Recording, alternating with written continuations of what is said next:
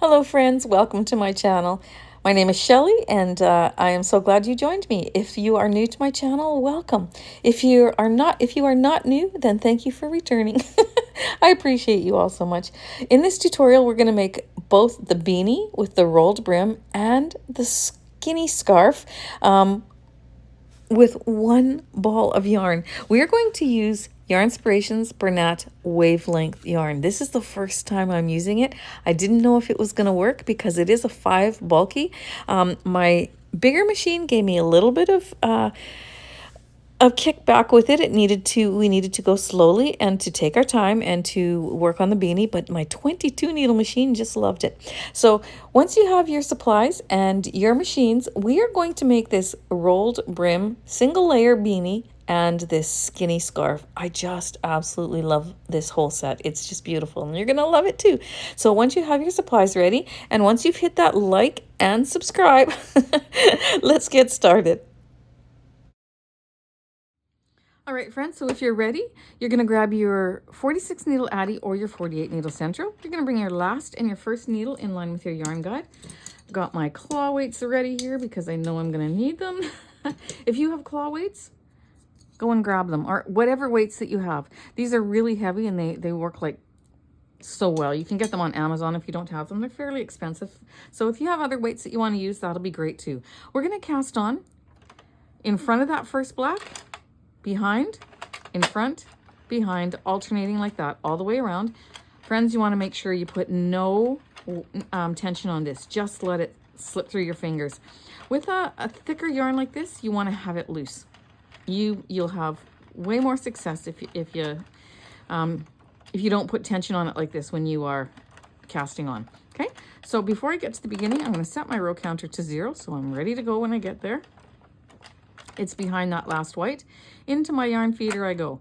Again, because we are using a 5-weight yarn, we're going to go slower than what you would normally do. Making sure you're watching right in here. As that loop goes down over the red teeth, you want to make sure that it stays there as the needle picks up the yarn and drops down. Shouldn't have any problem if you go slow. Because of the weight of the yarn, it stays secure pretty good, but it's when you do the next row from here. So let's just pull that down. And now we're going to try to find the tension and the speed that the yarn and the machine like together. With a thicker yarn like this, looser tension will help that loop to drop down that white needle and over to the red teeth, over the 2 little red teeth. If you put tight tension on it, it's gonna make it harder. So I'm just letting it slip through my fingers, just barely slipping through my fingers, just like that as I knit. And I'm going quite slowly.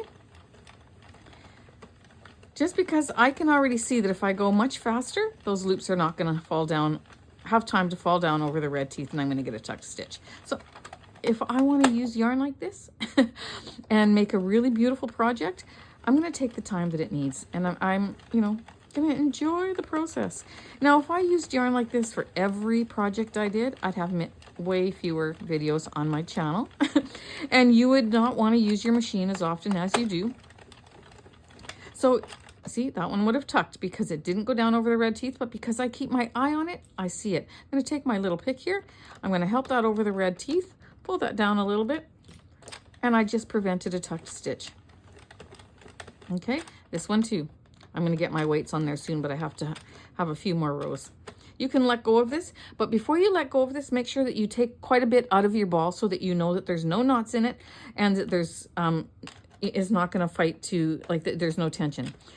Okay, and then you can take your fingers and you can just help those down over as they pass the yarn guide. I might not need to do it to all of them, but I will, and I'll baby it until I get a few rows on there. Enough to hang my weights. But you know what? You don't need many rows for this project. And so it's very, very, it's one of these things where you can take the time and the patience to do it, and you'll be so glad that you did. Ooh, that one was going to tuck, so I'm going to pop that down with my fingers. I think I'm going to do one more row, then I'm going to add my claw weights. So as you can see, 5 weight is the max that you can use in your machine because we're struggling a little bit here. But it's not going to break a needle. It's not going to break my handle because of the speed that I'm going and the help that I'm giving it. I can use it. And we're going to have such a beautiful beanie. I'm going to take my claw weights now. Again, you can get these on Amazon. They have a little thing there that tucks up into your stitches and hangs. And I'm going to spread those throughout my work.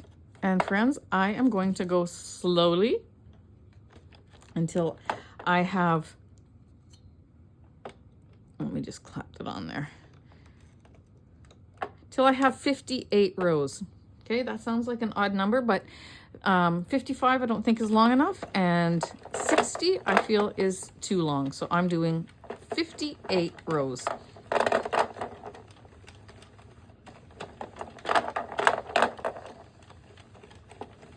And see, I'm just going to go slow like that. Those weights are helping.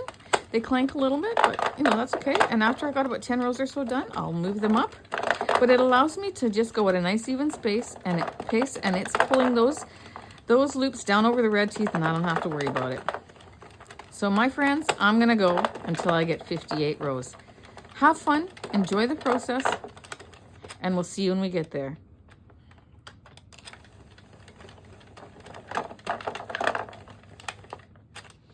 All right, I think it's taken me about 15 minutes to get to row 40, which if you were using yarn that worked really well in your machine, it wouldn't take nearly that long. Maybe it's taken me 20 minutes, somewhere in there, but I don't mind it. I can see that it's going to be absolutely gorgeous, even from this side, but wait till we stretch it out. So here, I'm just going to keep going. I'm going at a even clip. Every once in a while, I have to stop and help that loop down over the red teeth, but not very often. The trick is to make sure you have lots of slack coming out of your ball so that you're not tugging from this end, and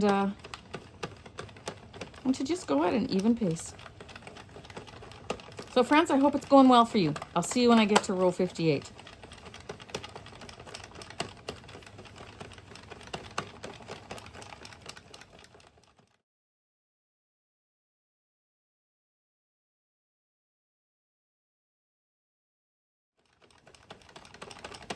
Okay, this is row 58. I'm going to watch for that black divider to come around, which I take a black permanent marker and I mark so I always see where it is.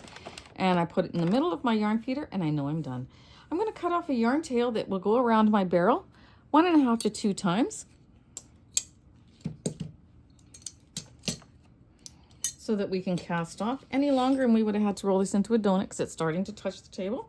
But we are saved by by the bell here. So we're going to cut off that tail. We're going to pop it in between the last white and the first black, making sure that it goes between those two because we still have to knit these 2 needles. We're going to grab our needle that we're going to use for casting off. Let me just reach over here and grab through this whole section of needles that I have. I have so many needles. And we're going to cast off together. All right, so I'm going to rotate my handle till these first few drop down, and then I'm going to pick up number 1, pull it across this way. Don't pull it up because if you pull it up too hard, then you'll risk moving the, this next loop off. So if I pull up on this one could drop off. You can put your finger over that if you feel more comfortable doing it that way until you get the feel of it. And we're going to just remove every stitch. Once you get a little bit of tension, you can take a few more, hold them on your needle with your thumb, pull through, and a little more.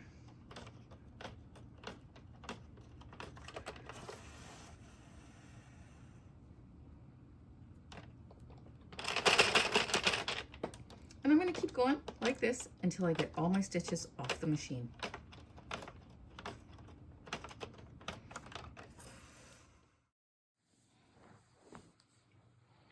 All right, so having removed my machine, we are going to close up our beanie. I'm going to cut this little tail off because I don't need it so long. And where is my garbage? There it is. And what we're going to do first is we're going to stretch out our material.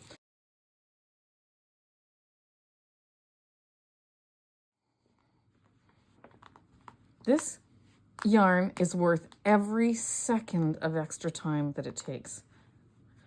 Look at that. Like, friends, come on. Okay, let's pull our tail. And as we do so, we are going to straighten out that top row right there. And as always, I'm going to use my cinch guide so that I have a nice space open so I can have a removable pom-pom in there. I use that pretty much on all my beanies now because I can choose to have a removable pom-pom or I can choose to just leave it without a pom-pom. And if you leave it without a pom-pom, the hole is not too big. Some would say, well, do you want a hole in the top of your hat? I'll show you. It is not too big. It still looks beautiful. Nobody sees it when it's on your head. And I think this is genius. I get this. I mention this in almost every beanie video now because I just love these so much. It's from Pom-kins.com, and I'll put the link in the description box below. I'm not affiliated with them in any way. Just so you know, I'm not getting anything for it. I just love them so much, and I want you to be able to get them too. And you can order them, and you get the Pom-kins. When you order the Pom-kins, which hold the removable pom-poms, you get one of these with them. So, and then they have stoppers for your centro as well and different things. So you're going to want to check them out. I'll put the link below. But anyways, I'm going to go around the circle, picking up that top row of stitches, just like what you've been watching me doing. Just like that. I'm going to a little bit let more to go here. There we go. Gives it some extra strength. And then I'm going to tie off in a knot. Pull that knot down with my thumb. Tie off in another knot. Pull that knot down with my thumb, remove my cinch guide. Then what I'm going to do is I'm going to pop this into the inside of my beanie, take it inside out just like this, tug on that to get the needle, the knot on the inside. Then I'm just going to, because it's a single layer, you have nothing to work it, you can't put it between the two layers. So I'm just going to go around the inside of that center that we just created. I'm not going to pull it tight though, because I want to make sure that that opening stays like that. So I'm just going to go quarter way around and then a little ways back. That is secure enough. I'm confident in that. We're going to cut this off. We're going to turn our beautiful, I love this side too. Like, I love this wrong side as well. So you choose whichever you like, but there's nothing as nice as this right side. So go for it. You choose. I mentioned that in my last video too, I think. But you're going to take this and just stretch it out, just because this, if you pull on this, you will cinch in here. You're not going to get that on your head. You want to have it loose, just like that. Okay. You want to have it loose. Maybe just if you stretched it too much with your hands, you want to make sure that, you know, it's not overstretched. But once you have it just nicely like that, no tightness on this, pinch this right here and try it on your head to make sure that it's exactly how it should be. And it is, I can tell right now, and I can't show you that in the camera, but I could even pinch mine just a little bit more, but you don't want to pinch it too much. Then you're going to take this, because you want the looseness of it. You're going to take this yarn tail and you're going to pop it on your needle. You're going to unroll this to where your last stitches are, right there. And I'm just going to pick up the stitch right beside it. That loop that's right on the top row there. And I'm going to go back over to this first loop.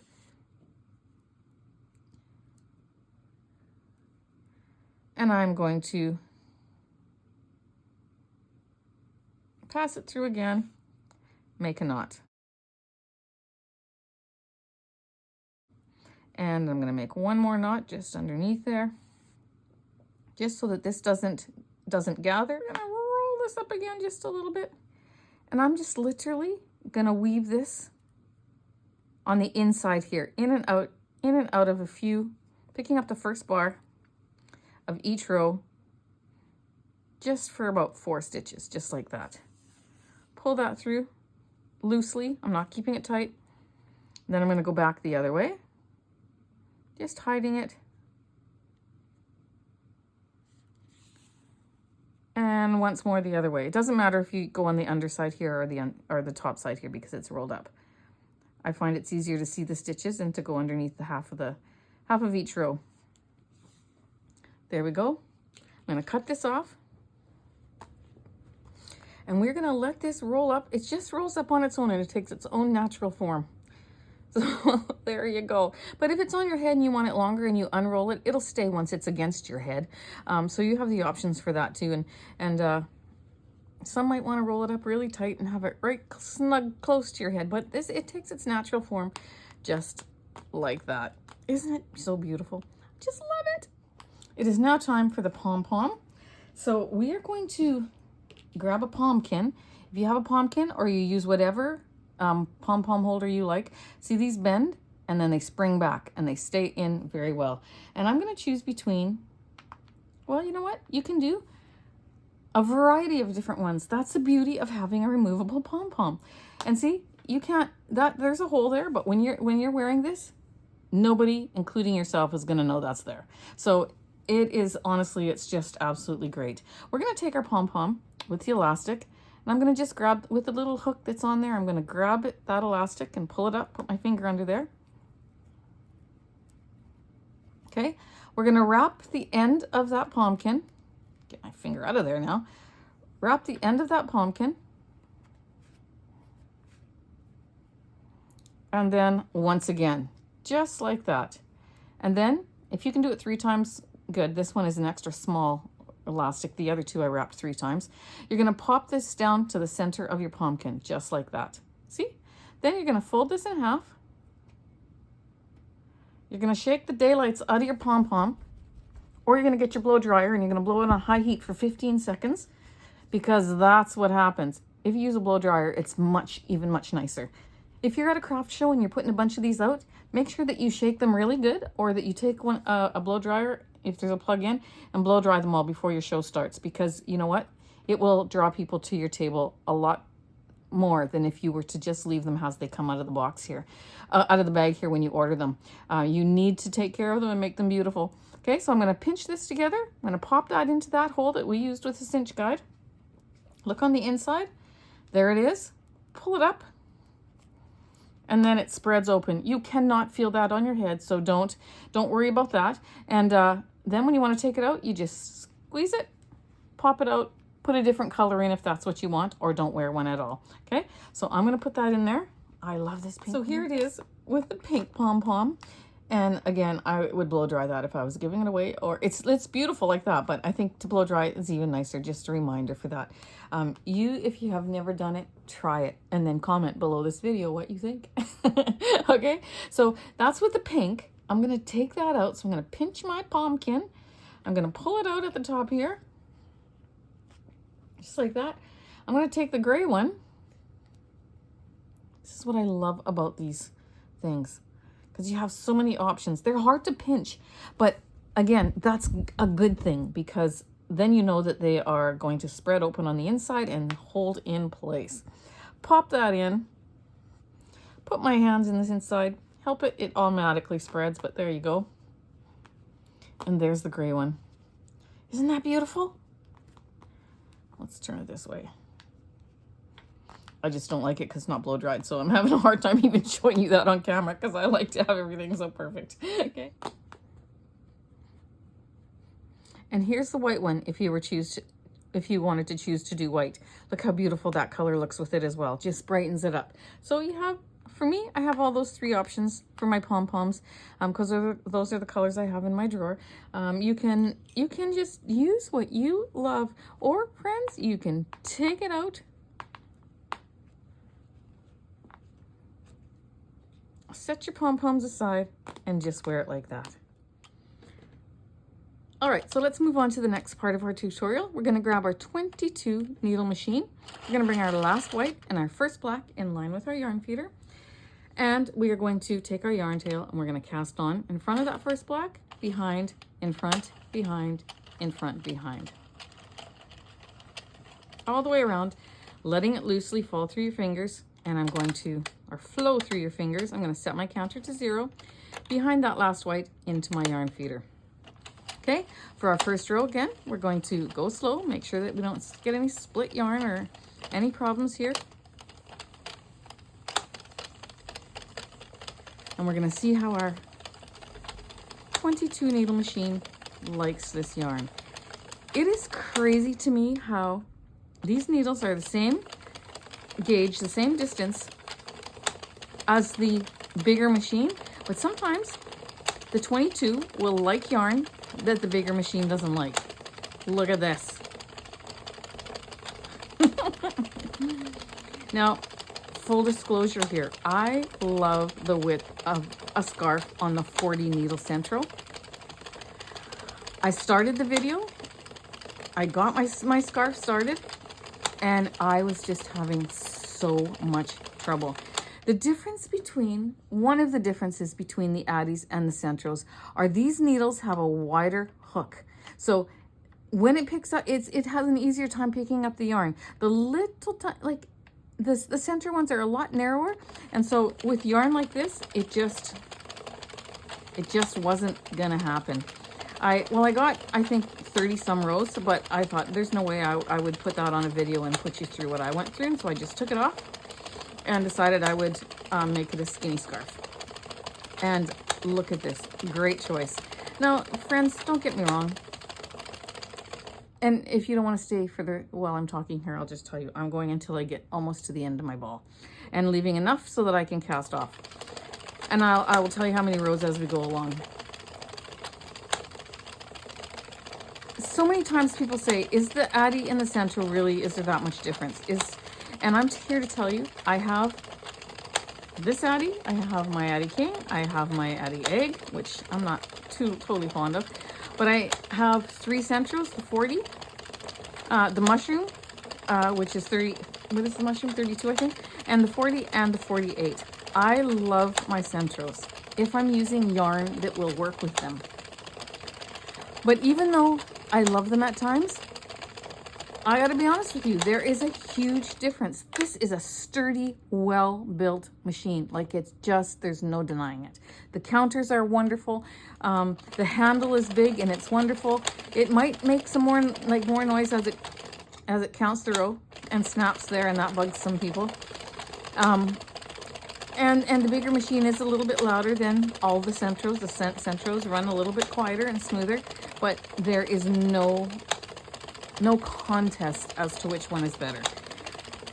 But if you can only afford the Central and that's what you want, then be proud of it and use it, and you'll get the same projects, except for some things, like it does not take 5 weight yarn very easily. But you'll learn the learning curve to those machines as well, and you will learn to love them, because I truly do love all my Centros as well. But to answer the question, is one better than the other? I don't even know why that question is ever asked, because if you look at the price, it should tell you that one's way better than the other. The Addis are like 3 times the price of the Centros, and there is absolutely a reason. They have clamps for the legs. They're sturdy on the table. Centros don't have that.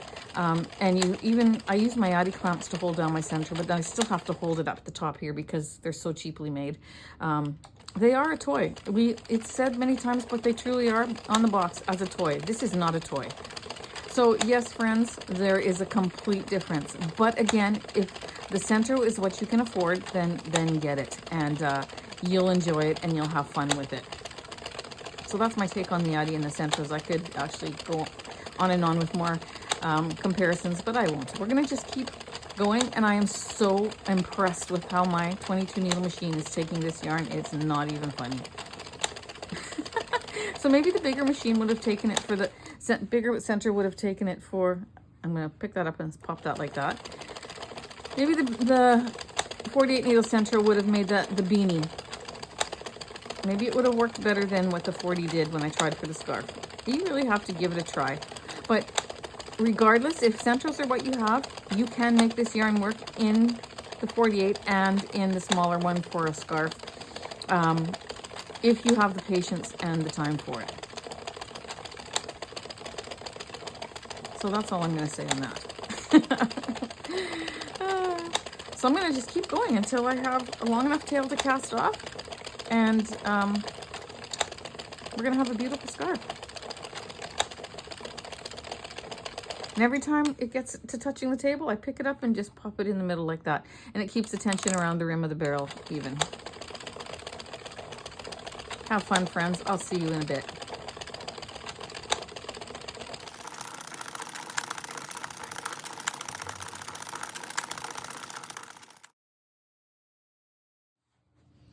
You guys, I'm super excited about this. I got 215 rows out of this, which is going to make a nice size scarf. I actually recorded me doing the last row and starting this cast off, and it was on time lapse.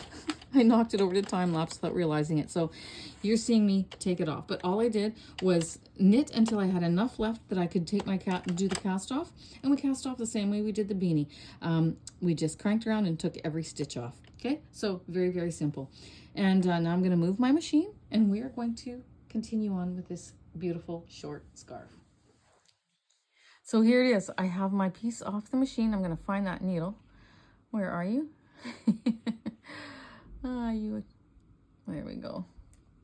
Got all stuck in there. So let me take that out, pull that out, and we're going to stretch our scarf and unroll it. It's all stuck up in there, so it might take a little bit of effort, but it's okay.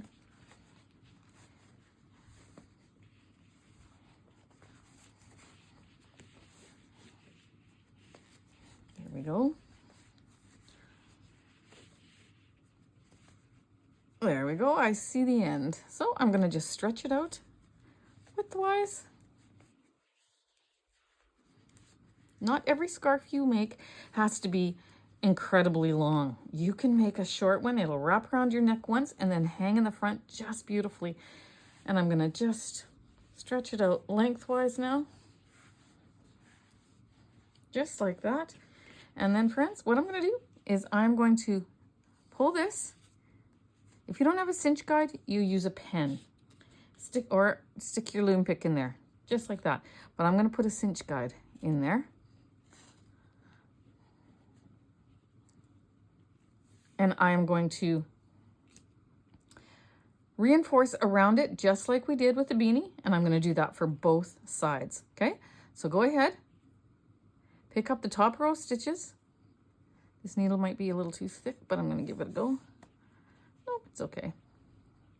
So I'm just picking up that top row of loops, pulling it through, and going all the way around at least once.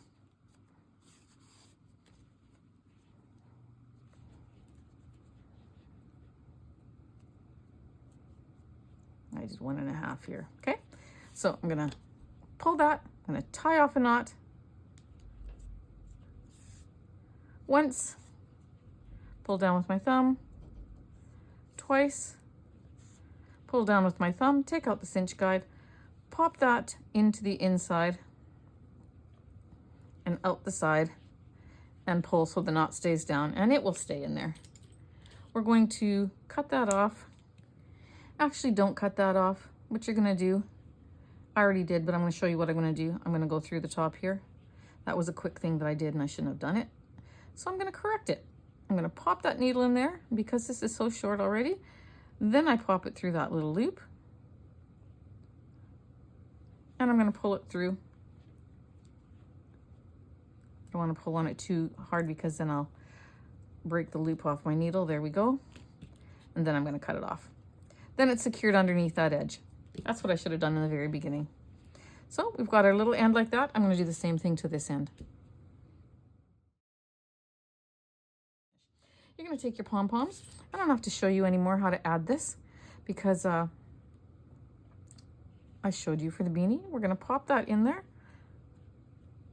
It's a little difficult because you can't get inside. But there you go. And then with your hands, you're just going to open it up like that. And to take it off, you just squeeze it like this and pull it out, and it works. You're going to just give that a shake. And if you look at that, and if you don't have Pom-kins, then you can just sew these on just like you normally would, okay? But again, this is truly one of my, you know how, if you ever watched Oprah, she always did her favorite things at the end of every year. This is one of my favorite things. It truly is. I just have so much fun using these. Okay, pop that in there. Then with your hands, you're going to grab it through the thing. And there it's open. It's in there. And there you go. Isn't this just like glorious? I didn't have 2 more pink ones, or I probably would have put pink there, but now that I see it, I love it with the gray and the pink.